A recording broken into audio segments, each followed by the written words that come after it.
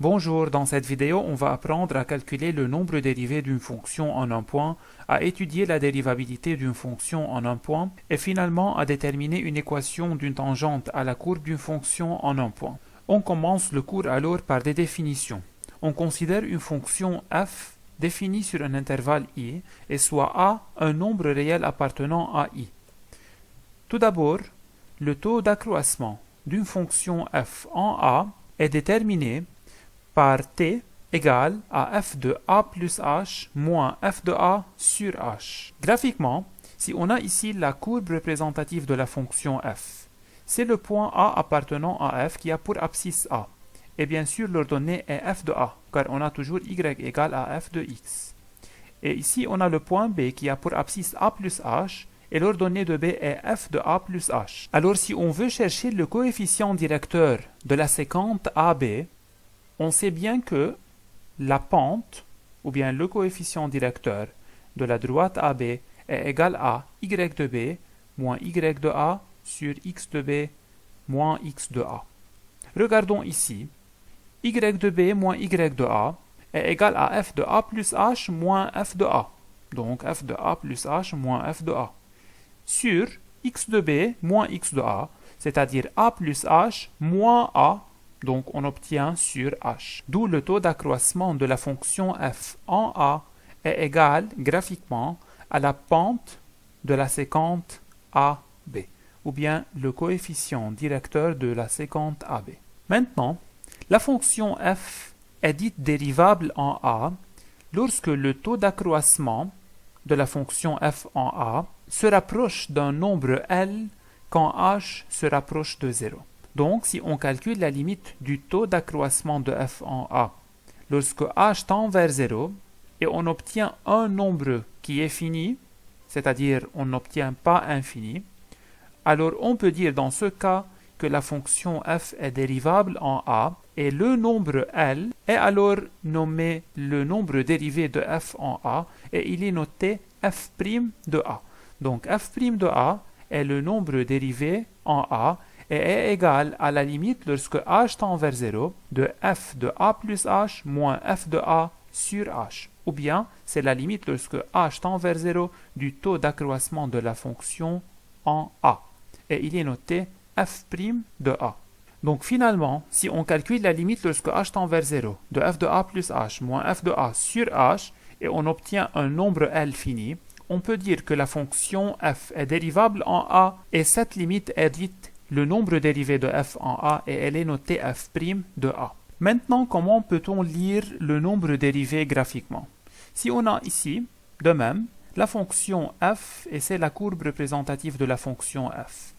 On a ici h tend vers 0, c'est-à-dire cette distance tend vers 0, c'est-à-dire si ce point-là s'approche de a. Donc si on a par exemple h est un peu plus petite, par exemple, on a ce point B, ce nouveau point B, et alors la séquente AB devient cette droite. Donc si la quantité h se diminue de plus en plus et tend vers 0, ce point-là veut se rapprocher du point A, et cette séquente, qui est la séquente AB, tend vers la tangente T en A à la courbe C. Donc on a tout d'abord cette séquente, après on a cette séquente, et ici on a une autre séquente, et finalement elle va tendre vers la tangente en A à la courbe C. D'où finalement le nombre dérivé de la fonction f en a, ou bien f' de a, est égal à la pente, ou bien le coefficient directeur, de la tangente à la courbe C au point A, qui a pour abscisse bien sûr petit a. Prenons maintenant quelques exercices d'application. Exercice 1. Si on a une fonction f définie par la fonction f de x égale à x2, la question est quel est le nombre dérivé de f en 3 et f est-elle dérivable en 3? Tout d'abord, si on veut déterminer le nombre dérivé de f en 3, ici on a à la place de a 3, il faut calculer la limite lorsque h tend vers 0 de f de a plus h, c'est-à-dire f de 3 plus h, moins f de a, c'est-à-dire f de 3, sur h. Remplaçons chacune par sa valeur. On a ici f de 3 plus h, c'est-à-dire il faut remplacer x par 3 plus h dans la fonction f. Donc on obtient 3 plus h au carré, moins f de 3, c'est-à-dire moins 3 au carré ou bien 9, sur h. Développons ce terme, on obtient la limite lorsque h tend vers 0 de 9 plus 6h plus h au carré moins 9 sur h, plus 9 moins 9 égale à 0. Il nous reste 6h plus h au carré. Si on veut calculer directement cette limite, on obtient au numérateur 0 et au dénominateur 0. Pour cela, il suffit de factoriser au numérateur par h et simplifier h. On obtient alors la limite lorsque h tend vers 0 de h facteur 6 plus h sur h. Simplifions par h. Il nous reste la limite lorsque h tend vers 0 de 6 plus h, ce qui est égal à 6. Donc cette limite existe et est finie. Donc on peut dire que f' de 3 est égal à 6.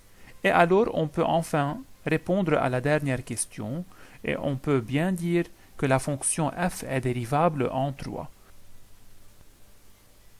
Prenons un autre exercice. On a ici une fonction g qui est définie sur R+.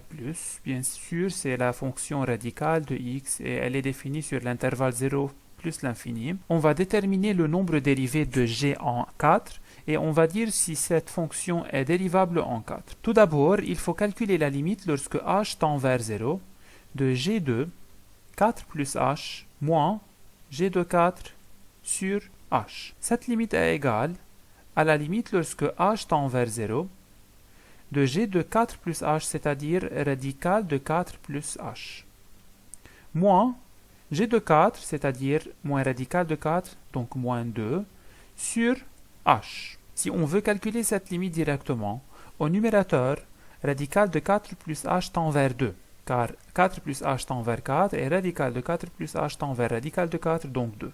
Et 2 moins 2 est égal à 0 sur 0, une forme indéterminée. Pour lever l'indétermination, il suffit de multiplier le numérateur par le conjugué. Alors on obtient la limite lorsque h tend vers 0 de ce produit. Le produit des numérateurs nous donne 4 plus h moins 4, donc h. Car ici on a a moins b facteur a plus b, donc a au carré moins b au carré. Et au dénominateur, on a le produit de h et de ce facteur. Alors on obtient la limite lorsque h tend vers 0 de cette fonction. On peut alors simplifier par h et calculer la limite lorsque h tend vers 0 de 1 sur radical de 4 plus h plus 2. Et cette limite est égale à 1 sur radical de 4, donc 2, 2 plus 2, donc 1 sur 4. Donc cette limite existe et finie, d'où on peut dire que cette limite est le nombre dérivé de la fonction g en 4, et on peut écrire alors g' de 4 égale à 1 quart, et alors on peut déduire que la fonction g est dérivable en 4.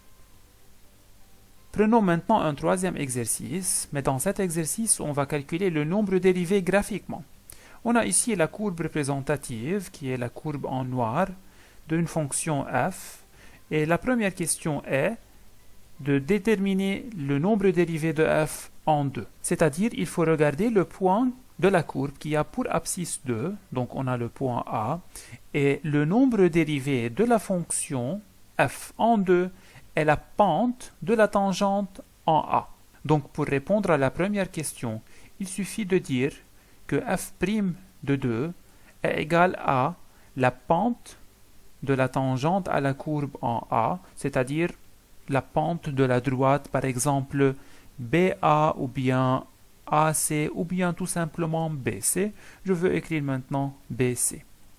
Et la pente d'une tangente est égale à y de C moins y de B sur x de C moins x de B. Et on peut lire les coordonnées graphiquement. Donc on obtient y de C, c'est égal à moins 3, moins y de B, moins 5, donc moins 8, sur x de C, 4, moins x de B, 0, donc sur 4. Donc la pente est égale à moins 2, d'où f' de 2 est égal à moins 2. De même, la deuxième question, quel est le nombre dérivé de f en moins 4? Le point de la courbe qui a pour abscisse moins 4 est ce point, qui est le point E. Au point E, on a une tangente. Donc f' de moins 4 est égal à la pente de la tangente à la courbe C au point E, Donc on peut dire que c'est la pente de la droite EF. Et la pente de la droite EF est égale à y de f moins y de e sur x de f moins x de e. Y de f est égal à 2 moins y de e, c'est-à-dire moins 4, donc moins 2.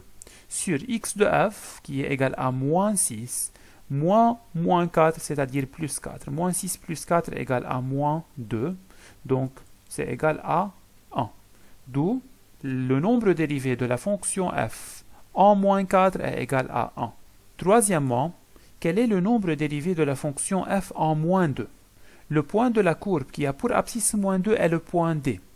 Au point D, on a une tangente qui est cette droite en bleu. On remarque d'après la figure que cette droite est une droite horizontale et une droite horizontale a pour pente 0. D'où, tout simplement, on peut directement écrire f' de moins 2 est égal à 0.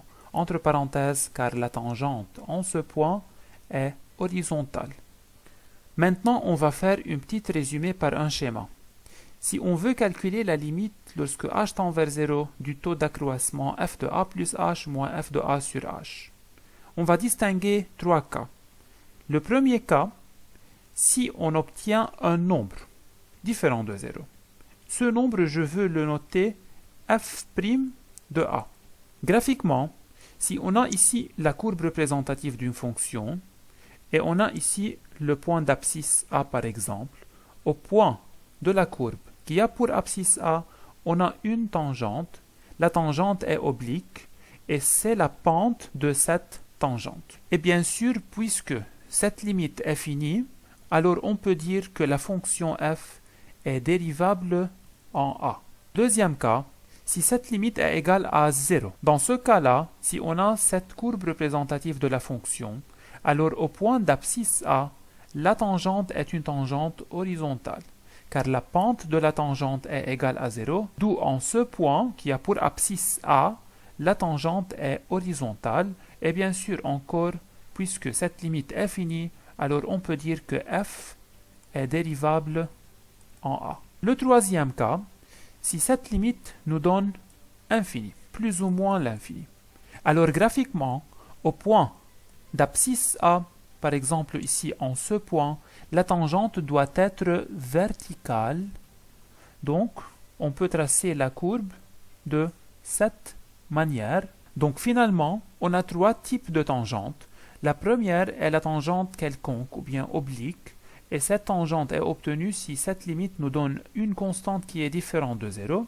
Le deuxième type est le type des tangentes horizontales, et ce type est obtenu si cette limite est égale à 0, c'est-à-dire la pente de la tangente est égale à 0. Et finalement, si cette limite nous donne plus ou moins l'infini, on obtient ici une tangente verticale. Et bien sûr, dans ce cas-là, f n'est pas dérivable en a. Prenons maintenant une remarque. F n'est pas dérivable en a si la limite lorsque h tend vers 0 plus de f de a plus h moins f de a sur h est différente que la limite lorsque h tend vers 0 moins de f de a plus h moins f de a sur h. On a ce cas en général dans les fonctions définies par morceau.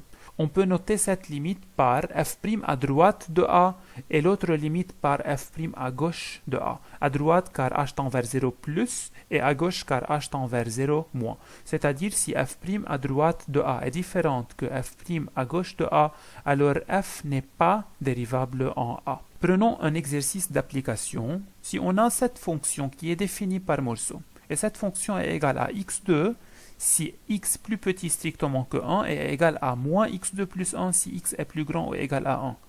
La question est d'étudier la dérivabilité de f en 1. Alors, puisque cette fonction est une fonction définie par morceau, et on a la première fonction est définie si x plus petit que 1, et l'autre est définie si x plus grand ou égal à 1, alors il faut calculer la limite lorsque h tend vers 0 plus de f de 1 plus h moins f de 1 sur h, et la limite lorsque h tend vers 0 moins de f de 1 plus h moins f de 1 sur h. Commençons par cette première limite. On obtient ici, puisque h tend vers 0 plus, c'est-à-dire on a h est plus grand que 0. Donc si on veut évaluer cette fonction en 1 plus h, on a ici une valeur qui est plus grande que 1. Donc on va utiliser cette fonction. Donc on obtient moins x au carré, c'est-à-dire moins 1 plus h au carré, donc la limite lorsque h tend vers 0 plus, de moins 1 plus h à la puissance 2, plus 2, moins f de 1. Ici, f de 1, on a la valeur exacte de 1. On utilise cette fonction si x est plus grande ou égale à 1. Ou égale, c'est-à-dire il faut utiliser cette fonction. Donc f de 1 est égal à 1. Donc on a ici moins f de 1, donc moins 1 sur h. Alors c'est égal à la limite lorsque h tend vers 0, 2, moins 1, moins 2h, moins h au carré, plus 1. Moins 1 plus 1 s'annule sur h.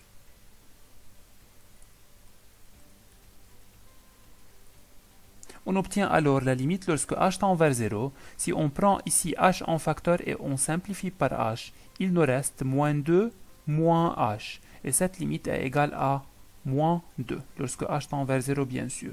De même, il faut calculer la limite lorsque h tend vers 0 moins de f de 1 plus h, moins f de 1 sur h. Dans ce cas, h tend vers 0 moins, c'est-à-dire h est plus petit que 0.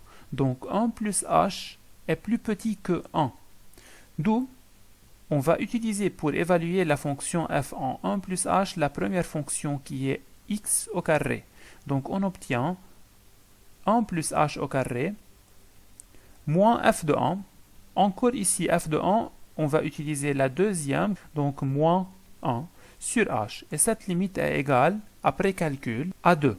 D'où enfin, on remarque que cette limite est égale à moins 2 et cette limite est égale à plus 2. Donc on peut tout simplement dire que f' à droite de 1 est différente que f' à gauche de 1. Donc la fonction f n'est pas dérivable en 1. Maintenant, si on veut lire ce type de la non-dérivabilité graphiquement, on a dans cet exemple la fonction f qui est définie par morceau. Si x est plus petit que 1, on va tracer la fonction x au carré. Donc on obtient par exemple cette fonction et on arrête ici, car on va tracer x au carré seulement si x est plus petit que 1. Et si x est plus grand que 1, on va tracer la fonction moins x2 plus 2, c'est-à-dire on obtient par exemple cette fonction. Graphiquement, en 1 moins, on a une tangente qui est différente que la tangente en 1 plus. Car ici, on a f' à droite est différente que f' à gauche, c'est-à-dire la pente de la tangente à droite, c'est-à-dire cette pente, est différente que la pente de la tangente à gauche, c'est-à-dire est différente que cette pente. D'où, graphiquement, on peut dire que la fonction n'est pas dérivable en 1 par exemple, si en 1, on a deux demi-tangentes. Et ici, puisqu'on a deux demi-tangentes, on peut dire que ce point est dit un point anguleux. Donc finalement, on peut dire que cette fonction est une fonction continue en 1, car il n'y a pas de coupure dans la courbe en 1. Mais elle n'est pas dérivable en 1, car en ce point, on a deux demi-tangentes, ou bien on peut dire encore car ce point est un point anguleux. Finalement, on va apprendre à déterminer une équation de la tangente à la courbe C au point d'abscisse A. Si f est dérivable en A, alors C admet au point d'abscisse A et d'ordonnée f de A une tangente T de coefficient directeur f' de A. Graphiquement, si on a, c'est la courbe représentative d'une fonction f, et si c'est le point d'abscisse A et d'ordonnée f de A, bien sûr en ce point, on peut tracer une tangente T. Pour déterminer l'équation de cette tangente, on a besoin d'un point et du coefficient directeur. Le coefficient directeur est f' de A. Et le point est le point A. On a l'abscisse qui est A et l'ordonnée qui est f de A. Donc, puisqu'on a le coefficient directeur f' de A et on a un point appartenant à la droite, donc on peut déterminer une équation de la droite de cette manière. On écrit y moins y de A sur x moins x de A égale à la pente de la tangente T. Ici, on a y de A est égal à f de A. Et la pente est égale à f' de A. Donc, on peut écrire en faisant le produit des extrêmes et le produit des moyennes, y moins y de A c'est égal à f de A, égale à la pente qui est f' de A, facteur x moins x de a, c'est-à-dire x moins petit a, d'où enfin l'équation ou bien une équation de cette tangente est y égale à f' de a facteur x moins a plus f de a. Prenons un exemple, soit f de x égale à x2, et on est demandé à écrire une équation de la tangente à la courbe CF au point d'abscisse 1. Donc on peut directement écrire y égale à f' de 1 facteur x moins 1 plus f de 1. Il faut alors calculer f' de 1 et f de 1 et les remplacer par leur valeur. Commençons par f de 1. f de 1 est égal à 1 au carré, donc 1. f' de 1 est égal à la limite lorsque h tend vers 0 de f de 1 plus h moins f de 1 sur h. Et après calcul, cette limite est égale à 2. D'où finalement, on peut écrire une équation de la tangente t à la courbe au point d'abscisse 1. Et cette équation est y égale f' de 1, c'est-à-dire 2, facteur x moins 1, plus f de 1, donc plus 1, d'où une équation de la tangente est y égale à 2x moins 2 plus 1, donc moins 1. D'où c'est la forme réduite de la tangente t à la courbe CF au point d'abscisse 1. Maintenant, pour terminer ce chapitre, on va prendre la deuxième forme du nombre dérivé f' de a. On prend tout d'abord le changement de variable x égale à a plus h. Donc h est égal à x moins a. D'où, si on a h tend vers 0, c'est-à-dire x moins a tend vers 0, ou bien x tend vers a. D'où cette limite est égale à la limite lorsque x tend vers a de f2, à la place de a plus h, on met x moins f de a sur h qui est égal à x moins a. Donc maintenant, si on veut calculer le nombre dérivé de f en a, on peut calculer cette limite ou bien cette limite. Les deux nous donnent la même réponse.